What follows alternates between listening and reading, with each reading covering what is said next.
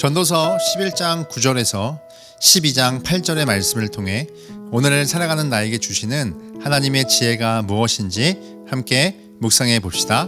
청년이여, 내 어린 때를 즐거워하며 내 청년의 날들을 마음에 기뻐하여 마음에 원하는 길들과 내 눈이 보는 대로 행하라. 그러나 하나님이 이 모든 일로 말미암아 너를 심판하실 줄 알라. 그런즉 근심이 내 마음에서 떠나게 하며 악이 내 몸에서 물러가게 하라. 어릴 때와 검은 머리의 시절이 다 헛되도다. 너는 청년의 때에 너의 창조주를 기억하라. 곧 곤고한 날이 이르기 전에 나는 아무 낙이 없다고 해할 일들이 가깝기 전에 해와 빛과 달과 별들이 어둡기 전에 비 뒤에 구름이 다시 일어나기 전에 그리하라. 그런 날에는 집을 지키는 자들이 떨 것이며 힘 있는 자들이 구부러질 것이며 맷돌질하는 자들이 적음으로 그칠 것이며 창들로 내다보는 자가 어두워질 것이며 길거리 문들이 닫힐 것이며 맷돌 소리가 적어질 것이며 쇠의 소리로 말미암아 일어날 것이며 음악하는 여자들은 다 쇠하여질 것이며 또한 그런 자들은 높은 곳을 두려워할 것이며 길에서는 놀랄 것이며 살구나무가 꽃이 필 것이며 메뚜기도 짐이 될 것이며 정욕이 그치리니 이는 사람이 자기의 영원한 집으로 돌아가고 조문객들이 거리로 왕래하게 됨이니라. 은줄이 풀리고 금그릇이 깨지고 항아리가 샘 곁에서 깨지고 바퀴가 우물 위에서 깨지고 흙은 여전히 땅으로 돌아가고 영은 그것을 주신 하나님께로 돌아가기 전에 기억하라. 전도자가 이르되 헛되고 헛되도다. 모든 것이 헛되도다. 젊음은 인생에서 가장 빛나는 시기라고 말합니다. 아무것도 안 해도 한없이 빛나는 시기고 무엇이든 할 수 있는 가능성이자 뭐라도 하고 싶은 것이 많은 열정, 자유의 시기입니다. 그러나 그 젊음은 오래가지 않습니다.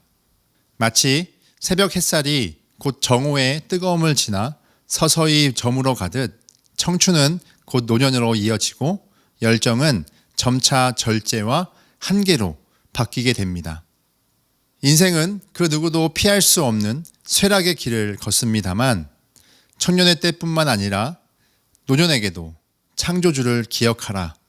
인생의 처음부터 끝까지 주도권을 갖고 계신 분을 인식하라고 말합니다.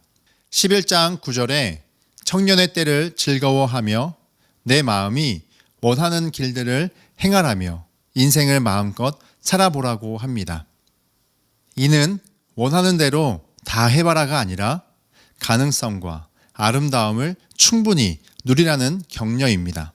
왜냐하면 모든 일에 하나님이 심판하신다는 자유 뒤에 책임의 무게, 10절에 근심과 악을 제거하는 마음과 몸이 모두 하나님 앞에 사는 거룩한 삶의 통합성으로 젊음은 원하는 대로의 방종이 아닌 하나님 앞에 의미 있게 사는 삶을 제시하기 때문입니다.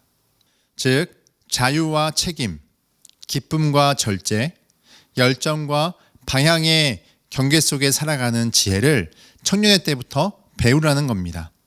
12장 1절은 이 경계 위에 반드시 기억해야 할 한 분, 창조주 하나님을 선포합니다. 너는 청년의 때에 너의 창조주를 기억하라. 여기서 기억을 뜻하는 원어는 단순히 떠올리는 것이 아닙니다.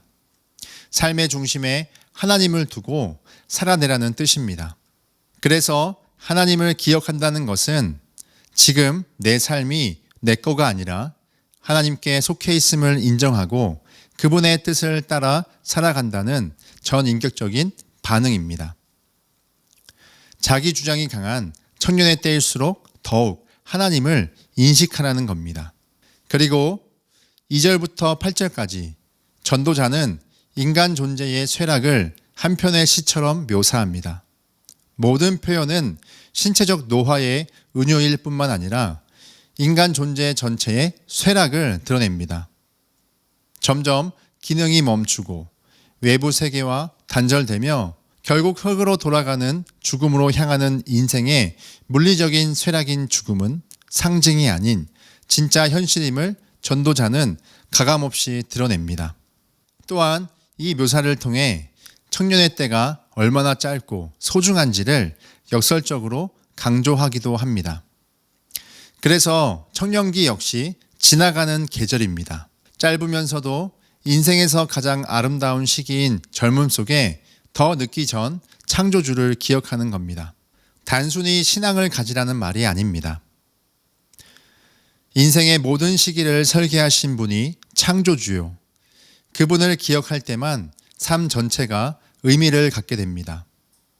그래야 젊은 내면에 있는 불안, 혼란, 두려움까지도 아름다운 인생을 위한 기초석으로 사용된다는 겁니다. 더 나아가 성경은 모든 인간이 죄에 싹슨 사망이라는 거대한 쇠락의 흐름 속에 있음을 강조합니다. 전도자는 이 현실을 피하지 않고 직면하며 이 쇠락은 단순히 인간의 노화뿐만 아니라 죄로 시작된 인간의 총체적 붕괴로 암시합니다. 이 쇠락의 현실 속에서 전도자는 기억하라고 외친 겁니다. 이는 곧 죽음의 경계에서 하나님을 붙드는 구원의 부르심입니다. 사도 바울은 에베소서 2장에서 허물과 죄로 죽었던 우리를 그리스도와 함께 살리셨다고 말합니다. 인간 본성은 쇠락하지만 창조주는 인간의 쇠락까지 온전히 품고 구원의 은혜로 이끄셨습니다. 그러므로 전도서의 청년 겉면은 단순히 윤리적 훈계가 아닌 영원한 생명을 향한 하나님의 영적 초청입니다. 그러므로 하나님을 기억한다는 것은 죽음의 경계에서 생명을 향해 걷는 자의 삶이자 쇠락한 현실 속에서도 자유할 수 있는 은혜입니다. 여러분, 청년 대표 소비 트렌드는 욜로 문화였습니다. You only live once의 약자로 한 번뿐인 인생, 지금 오직 행복을 위해 소비하며 즐기는 라이프 스타일이었습니다. 그러나 최근에는 불필요한 소비는 줄이고 필요한 것에 집중하는 요노 현상이 확산되고 있습니다. 이는 사회적 변화와 개인 가치적 변화에 따른 자연스러운 현상으로 볼 수 있습니다. You only need one. 그것은 바로 유일하신 참 하나님과 그가 보내신 자 예수 그리스도입니다. 정말 필요한 것을 놓친 채 청년들은 번아웃 세대로 청년기부터 쇠락되고 있는 안타까운 현실입니다. 더욱이 성경이 정의하는 청년은 생물학적 시기가 아님을 전도서 서론에서 나눴습니다. 하나님을 알고 믿고 의지하며 내가 서 있는 자리가 하나님이 부르신 사명의 자리로서 오늘을 하나님 안에서 믿음의 열정으로 살아가는 모든 인생들이 바로 청년입니다. 그래서 창조주를 기억하는 건 나의 믿음의 시작이자 구원의 은혜를 감사하며 사는 참된 자유입니다. 말씀을 적용해 봅시다.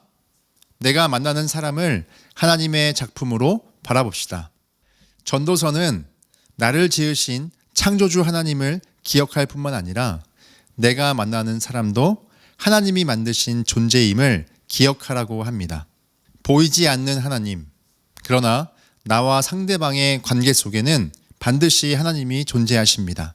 그래서 타인을 창조주의 작품으로 존중하는 태도로서 보이지 않는 하나님을 기억하고 섬기며 외적으로 또 내적 특징 중 의도적으로 장점을 관찰하여 칭찬해 봅시다. 전도서 11장 9절에서 12장 8절은 청년의 때부터 노년에 이르는 인생의 쇠락 속에 창조주 하나님을 기억하라고 합니다. 쇠락의 운명조차 내 삶의 일부며 하나님의 섭리 속에서 벌어지는 일임을 받아들임으로써 하나님을 향해 살아내는 것이죠. 나를 지으신 창조주 하나님을 기억하며 살아갈 때 인생의 영원한 쇠락된 죽음에서 나를 건져 새 생명 주신 구원자 하나님을 의지할 수 있습니다.